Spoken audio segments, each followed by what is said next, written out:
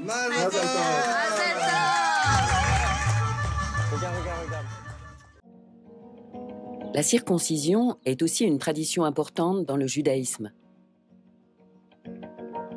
Appelée Brit Mila, elle est effectuée 8 jours après la naissance. Elle scelle l'alliance du nouveau-né avec Dieu et son admission dans la communauté juive. Mais depuis les années 70, une autre cérémonie existe sans circoncision, la Brit Shalom. Elle est surtout pratiquée dans les communautés juives réformistes.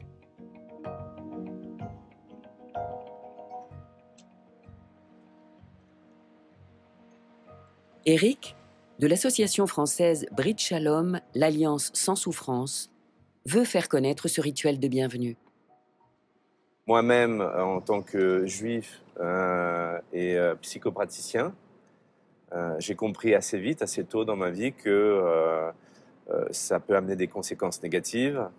Donc, quand j'ai su de l'existence de Brit Shalom, ce qui m'a déjà donné un grand soulagement, puisque c'est un rituel sans souffrance, mais dans la communauté juive, donc dans le rituel juif, presque en coïncidence, on a eu un appel ou un mail, je ne me rappelle plus, de Victor et Sarah.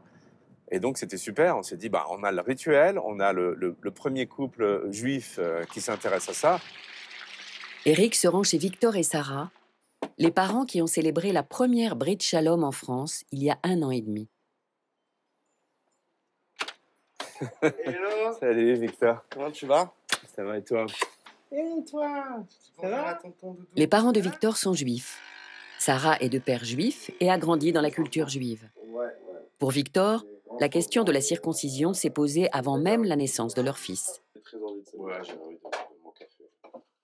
Moi, j'étudiais la sexualité sacrée sur Internet. J'essaie de me renseigner sur le tantrisme, le taoïsme et différentes sexualités sacrées à travers le monde. Et je me suis très vite rendu compte de l'importance du prépuce comme zone érogène la plus sensible du corps de l'homme. Donc quand j'ai compris ça, je ne pourrais jamais connaître ça ou vivre ça, et tout de suite, comme je savais que j'allais avoir un fils, je me suis dit que si je pouvais éviter ça à mon fils aussi, je le ferais. Donc on en a discuté avec Sarah.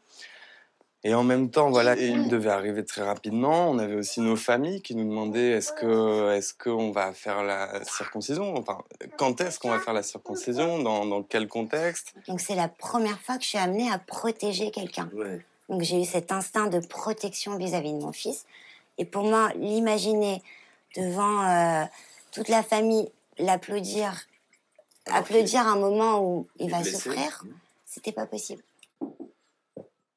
À leurs yeux, la Brit Shalom était donc une bonne solution. Aujourd'hui, ils veulent se renseigner auprès d'un rabbin d'Israël pour savoir si cette pratique est aussi reconnue dans le pays. Hello. Le rabbin Nardi Grun est adepte d'un judaïsme laïque et humaniste qui n'accorde pas d'importance à la circoncision. Hello. Bonjour, Rabbi. How are you? Cela fait déjà 20 ans que le rabbin pratique la Brit Shalom. Pourtant, ce rituel est encore rare en Israël. La circoncision est un tabou dans la société juive en Israël. Ça ne fait qu'une vingtaine d'années que les gens se posent des questions.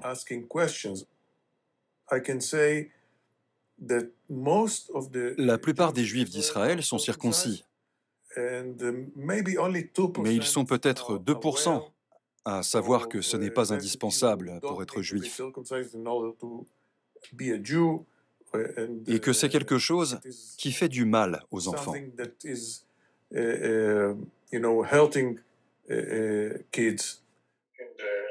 Contrairement aux juifs orthodoxes, leurs homologues humanistes et laïques ne sont pas soumis à la loi religieuse qui prescrit la circoncision. Dans l'alliance que nous célébrons, l'accueil du bébé ne passe pas par des symboles physiques. On n'a pas besoin d'être marqué dans sa chair pour être juif. C'est une question de conscience. On ne dit pas qu'il ne fera jamais cette mitzvah.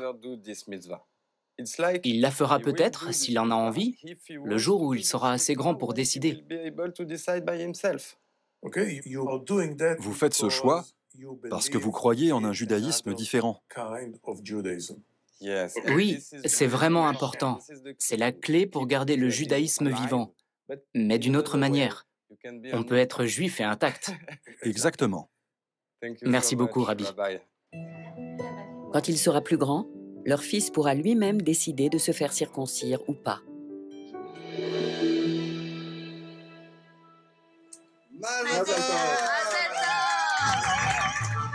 Regarde.